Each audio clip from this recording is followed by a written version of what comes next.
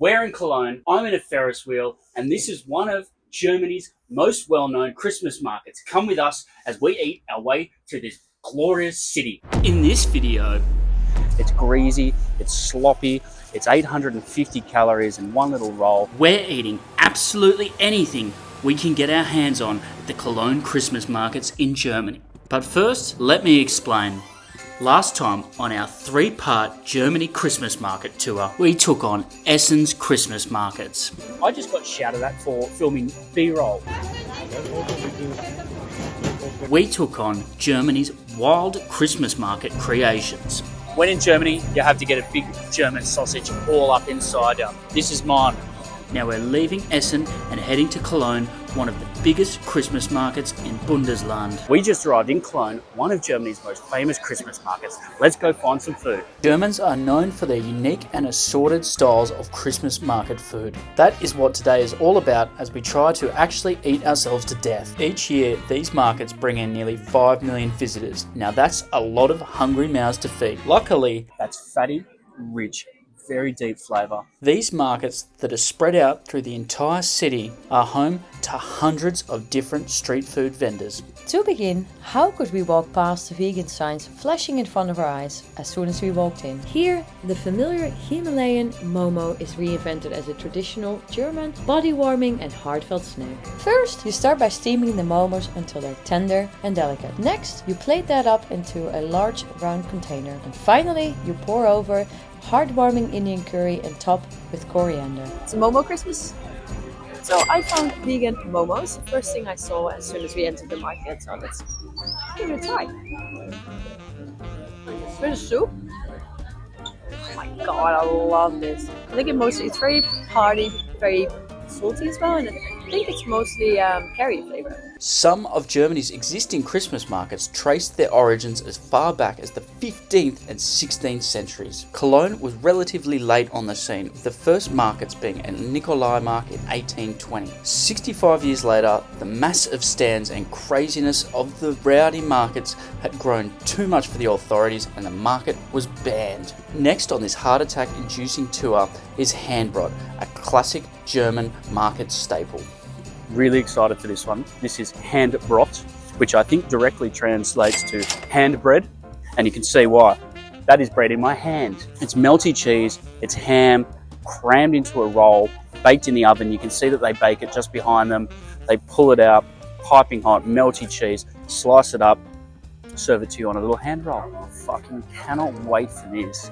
It's greasy, it's sloppy, it's 850 calories in one little roll. Let's get in there and go for it. God damn, full of carbs.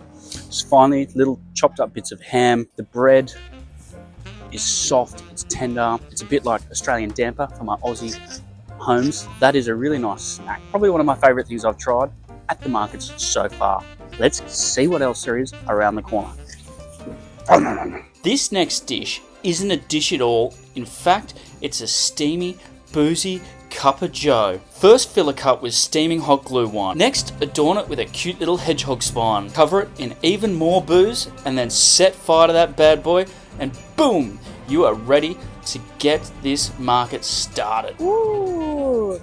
So we saw everyone walking around with these cups and then this thing on top. And what they do is they drizzle what I think is absinthe on it or something very alcoholic, light it on fire, and then this is happening. It smells just like blue wine. It has something smoky as well, and I cannot wait to try it, but we have to wait until this is all melted, so we'll get back to you in a sec. I cannot wait, so I'm gonna have a little sip.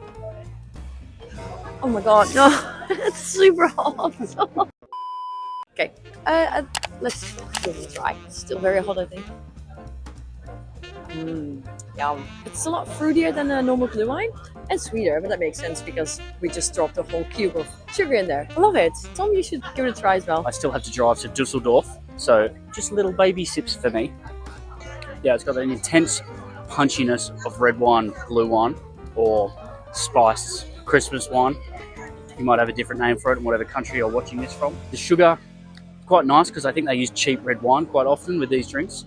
So either the wine's a bit nicer than normal or that sugar is really hitting the punch. I'm not sure what booze they poured on top of that sugar stick, but It's given it a nice little kick.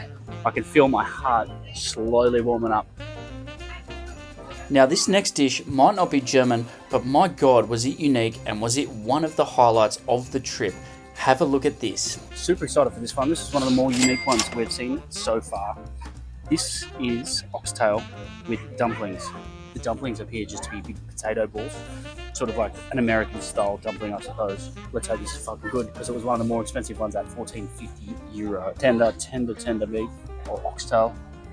That's fatty, rich, very deep flavour. Mirepoix, there's that cabbage, there's blueberries. I want to try it with the potato dumplings now because they look really hearty. Let me get a perfect bite here. There we go. The perfect bite.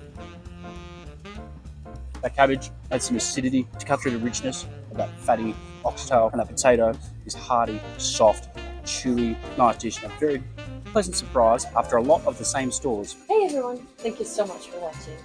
Let us know what looked best to you in this video. We're looking forward to the final and last market in Düsseldorf, so stay tuned again and we'll see you on the next one. Ciao!